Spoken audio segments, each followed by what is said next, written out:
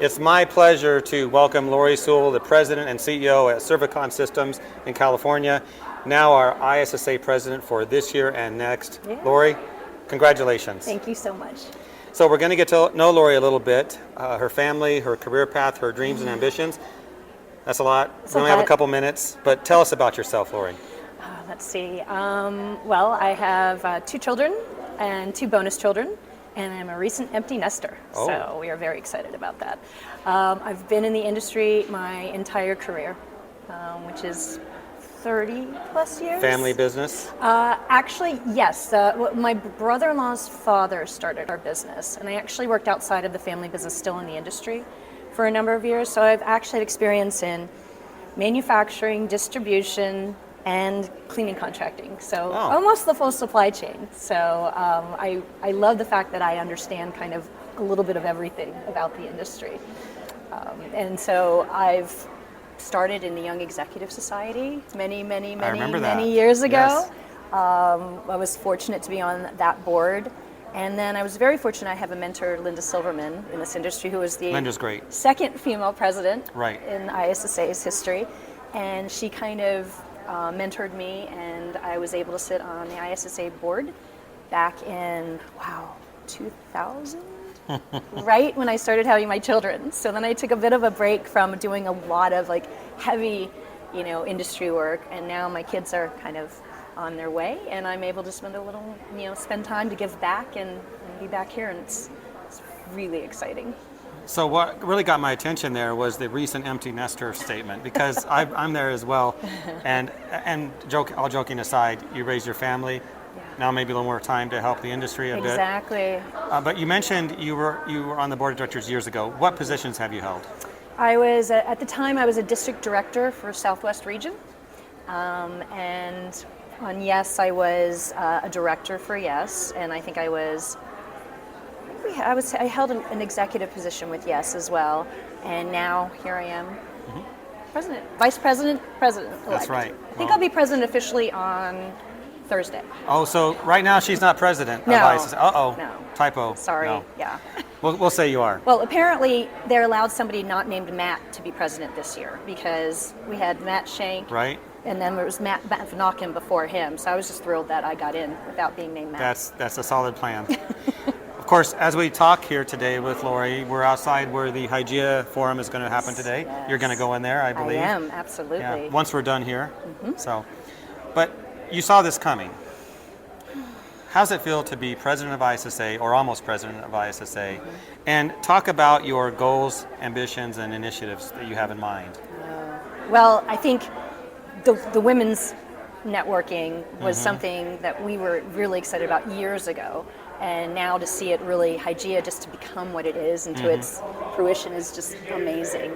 I am really excited about, kind of revamping maybe the emerging leaders, getting young people involved, because I think once you get involved, you really get a sense of how wonderful this industry is. So I'm going to be a big proponent of, attracting young talent into the industry and getting them, because it's a great industry, and it's people don't know a lot about us, and so how do we become more visible, not just in the terms of cleaning for health as an essential work to the world, but also how do we become visible as a really great place to work.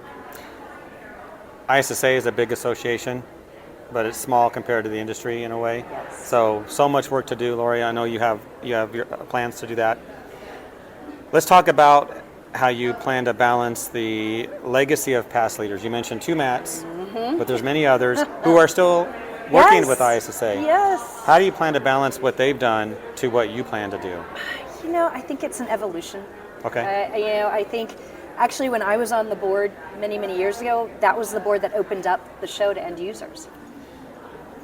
2004, 5? We opened it, and then we eventually eased us into it. Okay, right? I remember that. So that was a big deal, and so I think about these kind of big hurdles, big steps. But I think now we're really all just about really bringing the entire supply chain together and identifying where our commonalities are so that we can provide really good education programs for each individual classification of members, but also where can we elevate all members at the same time. So things like leadership, different types of training as well. More certifications, I know that's really what we need to do, particularly in areas of critical environments.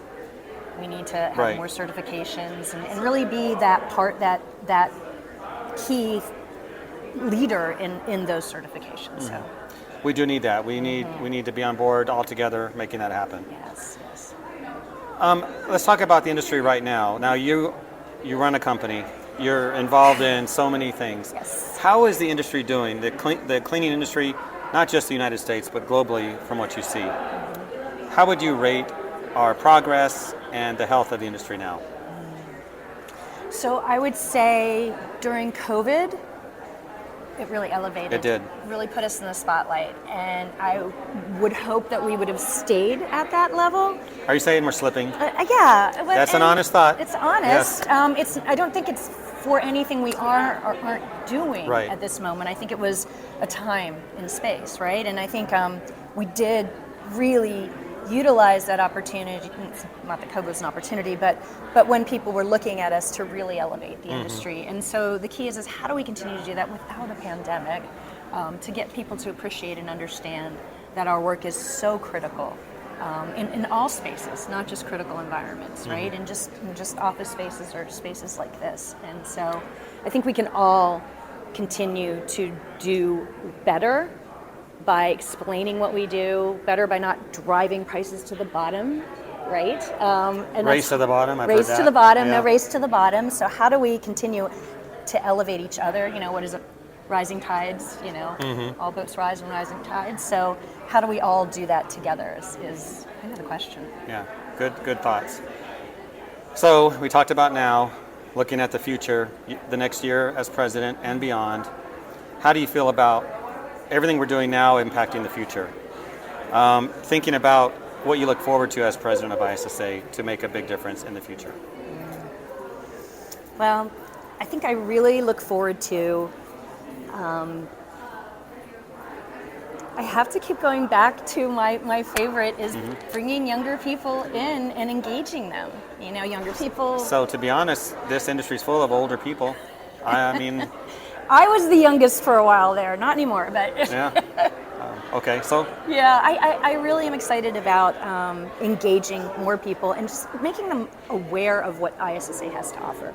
I mean, there are so many things, even I had forgotten about until I was back on the board. And I'm going, oh my gosh, that's right, we do that. So how do we engage people in learning more about the industry and then also learning more about what ISSA already has to offer? I mean, because there's so many amazing programs, education programs, training programs. Obviously, everybody knows the show, but there's so many other things that ISSA brings. And so I'm hoping to make that more known and prevalent.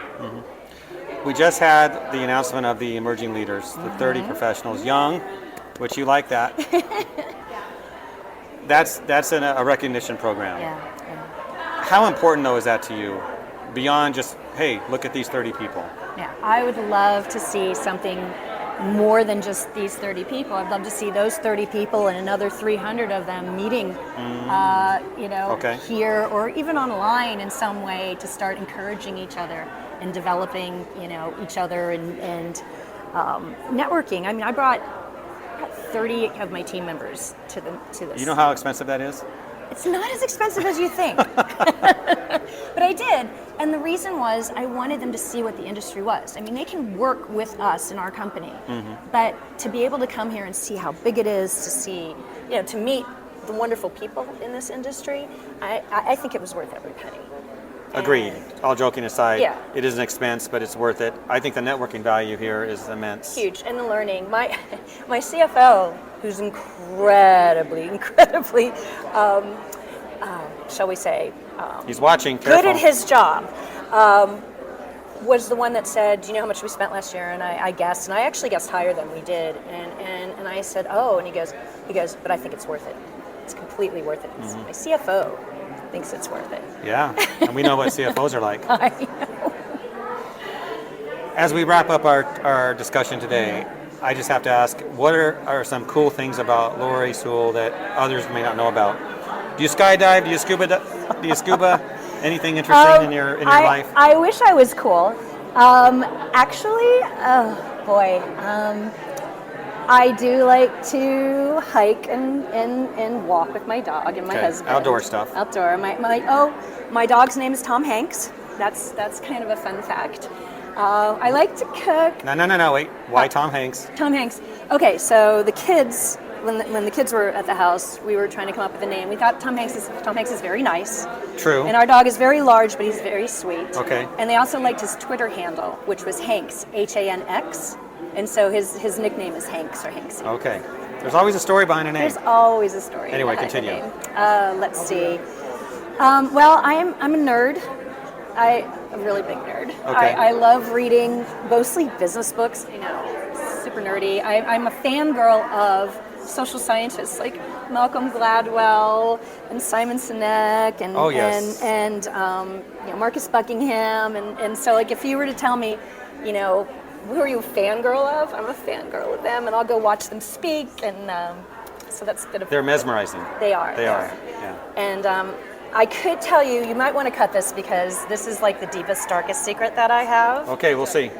So when I was a kid, I don't know if you ever saw the TV show Stranger Things. Kids I've that played Dungeons and Dragons in their basement. That was me. Okay. As a 16-year-old. And then during COVID, all of those kids that I played with got back together online. So I now actually play that still online with a friend who's a surgeon, a lawyer. That's hysterical. Somebody who works for the Pennsylvania State Senate, and so You're playing what game again? Dungeons and Dragons. Really?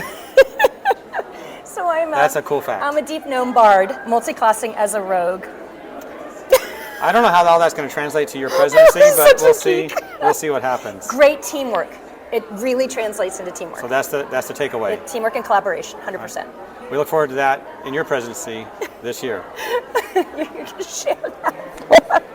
Thank Any you. final words you'd like to close with? I love this industry. Thank you so much for giving me this opportunity to be representing all of the wonderful people and the wonderful companies that are here. It's truly an honor and a pleasure.